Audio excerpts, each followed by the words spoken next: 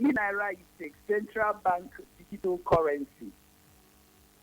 It is issued obviously by the Central Bank of Nigeria, and like you said in your intro, it is the first in Africa. I think it's a very good move. It's a legal tender actually.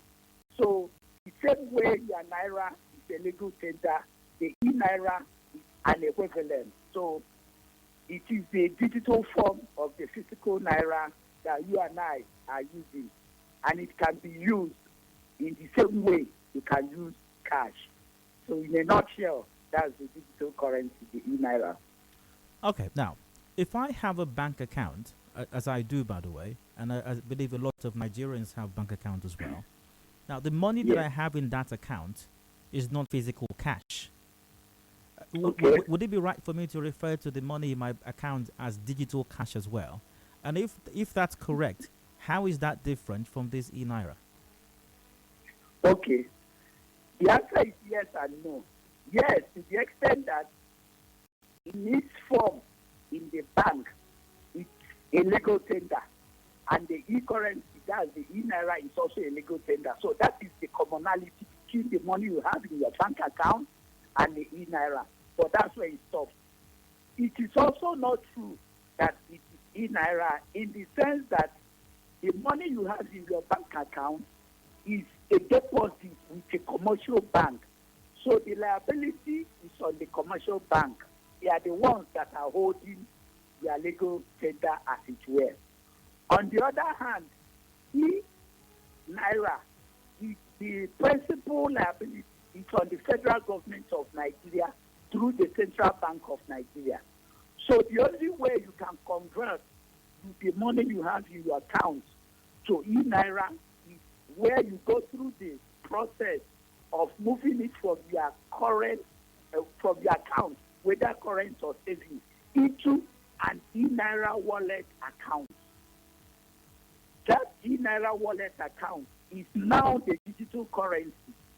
And the process is such that Central Bank wants to know exactly how much of your money in the bank has been converted to a digital currency. Otherwise, it will become unwieldy. They won't be able to know which part of the money in circulation, as it were, is digital and which one is physical. Michael, correct me if I'm wrong, but from what from our conversation so far, it appears the biggest beneficiary of this eNaira scheme is government and the CBN, because it enables them keep track of things, and they can easier follow the blueprint or follow the track, follow the money, so to speak.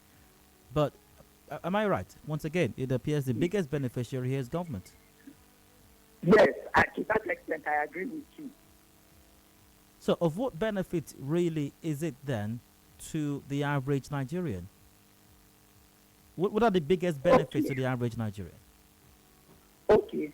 For the average Nigerian, just like those that always use their app and those that always use their online banking application, you deal less with cash and more with this e-currency, as it were. You know, it has the backing of federal government. So for me, as a person, I hardly use cash anymore. When I go to people, I do transfer, blah, blah, blah. So it's only going to enhance it to an extent that cash will be reduced. Again, the other advantage, which is also government, as it were, is that the cost of printing physical cash can reduce due to the cost of carrying cash, taking cash up and down, spreading and all that will also reduce.